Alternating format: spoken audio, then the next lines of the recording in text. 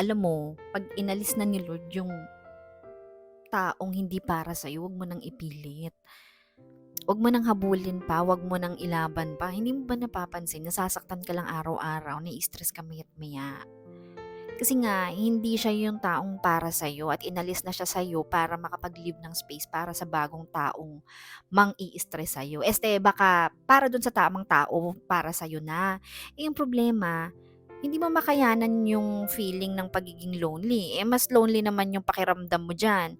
Kasama mo pero malungkot yung pakiramdam mo. Gusto mo yon? Na-enjoy mo yon?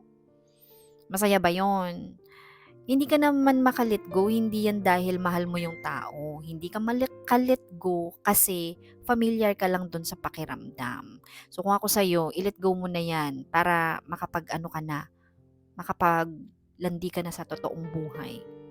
Sayang ang oras. Sige na, bye. End na natin tong call na to.